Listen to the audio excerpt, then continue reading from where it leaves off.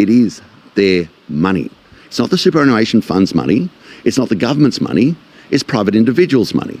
And when they say, well, they might be in poverty later on, we've got a lot of people in poverty right now who can't afford their groceries right now. G'day everyone, if you've got superannuation, this one's for you. Right now, One Nation and Labor are locked in a fight over your retirement savings. And from where I sit as a One Nation supporter, the difference couldn't be any clearer.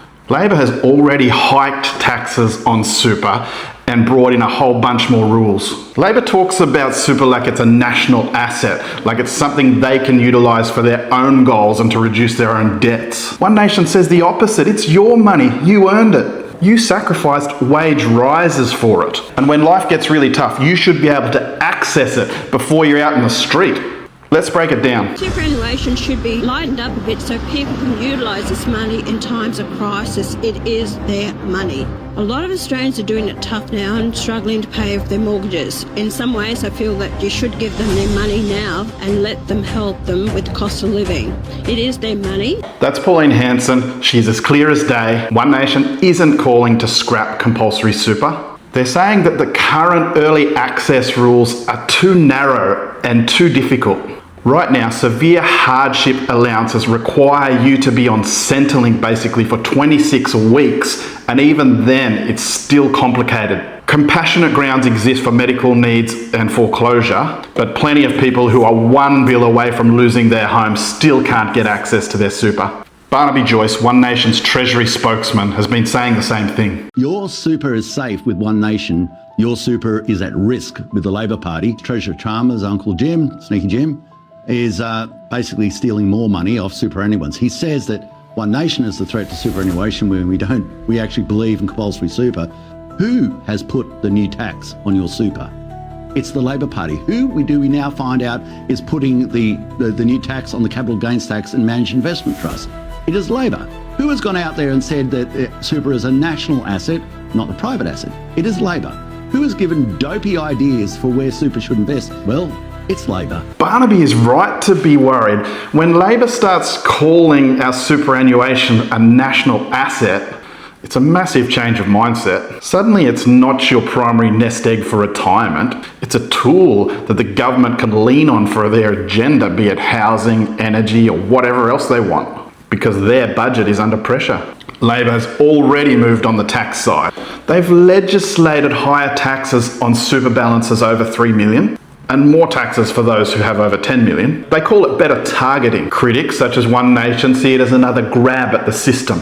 And they're sceptical after years of broken promises, higher taxes, and they're sceptical after years of higher taxes, more regulation, and let's face it, lots of broken promises. Now let's look at the other side of the argument. Well, there are already very well considered and long established mechanisms for people in genuine hardship to access their super early, but for good reason.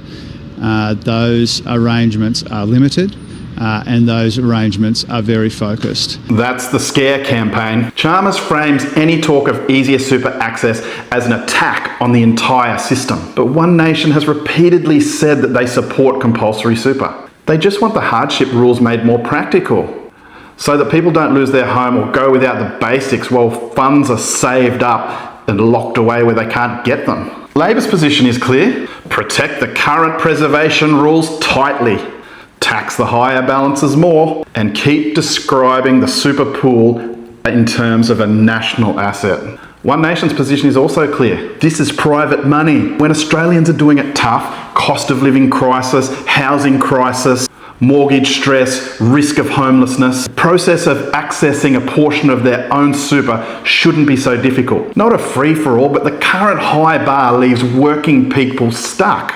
The practical difference matters.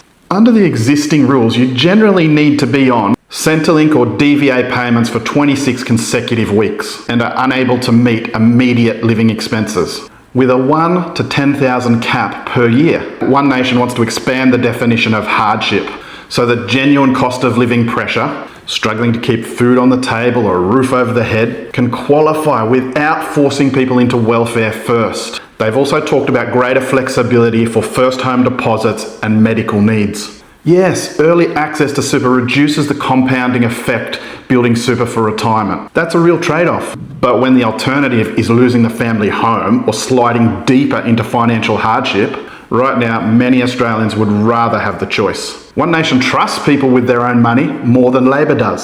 So where does this leave us? Labor has already increased the tax take on larger super balances and keeps tightening the regulatory framework. While talking about super as a national asset that can be used to achieve government goals, One Nation is pushing the other way. Easier, more humane access when facing real human challenges. Because it's your money, it's not Canberra's piggy bank.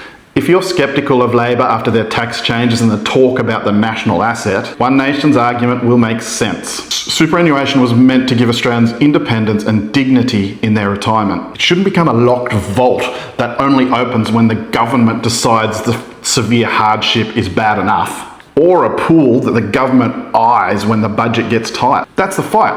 Your money, your choice, or Labor's national asset. Thanks for watching. Drop your thoughts in the comments.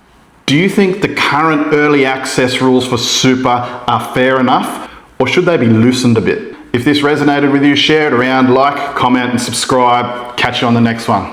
Cheers.